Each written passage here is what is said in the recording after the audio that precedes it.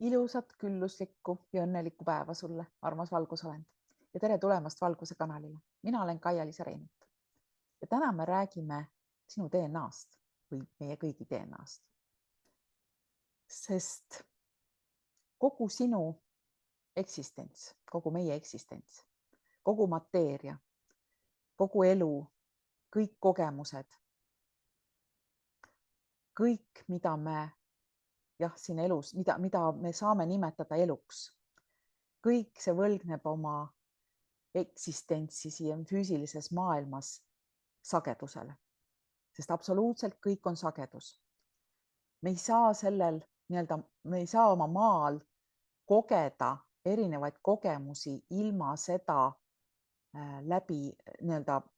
ilma et me tõmbaksime teatud sagedust ligi. Me oleme rääkinud sellest, et iga emotsioon, sealhulgas armastus ja ka vihkamine on häälestatud kindlale sagedusele. Sinu tervisel on sagedus, haigusel on sagedus, iga sinu organ on häälestatud kindlale sagedusele, nii ka kogu terve sinu keha, mis resoneerub oma unikaalsel sagedusel. Me oleme sageduste sümfoonia, samal ajal kui me projitseerime ennast läbi selle universumi ja niimoodi loome selle füüsilise reaalsuse. Me oleme oma energia peremees. Seega me suudame tegelikult kontrollida kõike, mis me oleme, kõike, mida me teeme ja kõike, mida me kogeme. Alates päevast, millal me sündisime, kuni päevani, millal me sureme, ei muuda miski kunagi seda tõsiasja, et meie ise oleme nii sageduse kiirgajad kui ka vastuvõtjad, mis on ühes oma sise- ja väliskeskkonnaga. Ja meie DNA-l on 2 fraktaalantennide struktuurilist omadust, elektrijuhtivus ja sümmeetria. Elektrijuhtivus võimaldab elektriliselt laetud osakeste liikumist kehas ja see voog tekitab meie elujõu. Ja elu ise, nii nagu me seda teame, on lahutamatult läbi põimunud geomeetriliste vormidega, alates aminohapete molekulide aatomsidemete nurkadest kuni DNA spiraalideni ja rakusfäärilise prototüübini, kuni organismi esimeste rakkudeni, mis enne kudede mitmekesistumist erinevate füsioloogiliste funktsioonide jaoks võtavad niinimetatud vesikulaarse, tetraeetilise ja tähe vormi ehk siis kahekordse tetraeedri vormi. Ja meie DNA molekulid, meie silmasarvkest,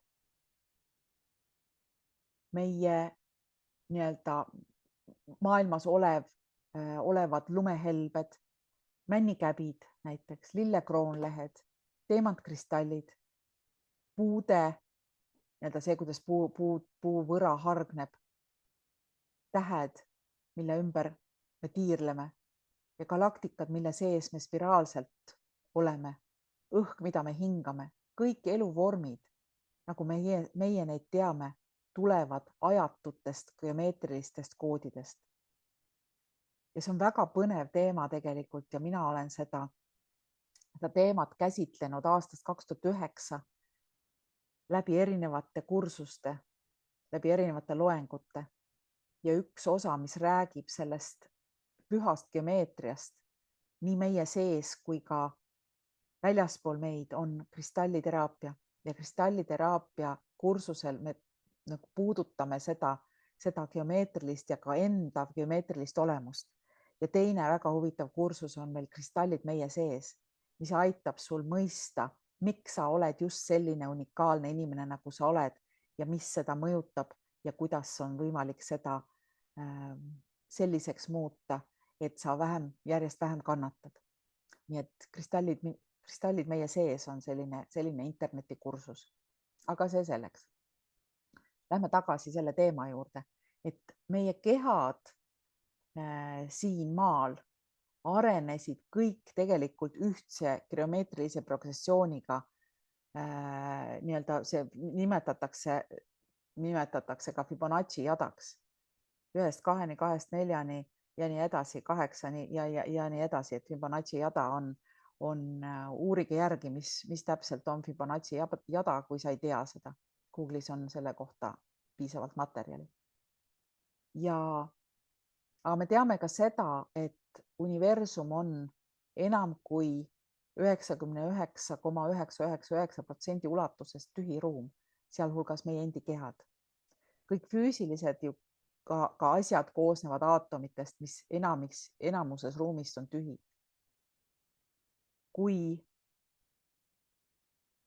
Sest igas füüsilises asjas on ülimalt palju tühja ruumi ja selle tühja ruumi sees on tegelikult ülim intelligentsus ja ka sagedus.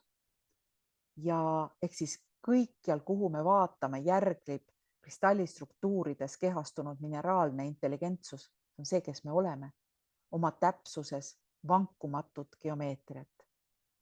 Kristallide võremustrid väljendavad kõik matemaatilise täiuslikkuse ja fundamentaalse olemuse kordumise põhimõtteid, millel kõigil on iseloomulik resonantside spekter, mis on määratletud selle aatomkomponentide nurkade, pikkuste ja suhteliste kus nad teineteise suhtes asuvad. Ja viieharulise tähe ehk siis pentagrammi kuldlõiget peeti Platoni ja Pythagorase müsteeriumi koolides kunagi pühaks. Ja pane tähele, et iga suurem või väiksem osa on seotud niimoodi, et on selle kuldlõikega seotud ja tekib nagu see seos, et nii nagu sees, nii ka väljas, nii nagu üleval, nii ka all ja see genereeritakse automaatselt ülima algse teadvuse poolt. Ja Fibonacci suhtearvud tegelikult ilmnevad ju nii karikakarde spiraalharude arvu suhtes, küülikute populatsioonide kronoloogias, lehtede mustrite järjestuses, kui need keerlevad ümber oksa, lugematutes kohtades looduses, ka näiteks tormi keskmes või selle orkaani ülesehitus on täpselt Fibonacci jada nagu kujuline. Ehk siis maailmas toimuvad isegenereerivad mustrid. Ja meid ümbritsev maailm ja universum on täis püha geomeetriat ja kuldlõiget.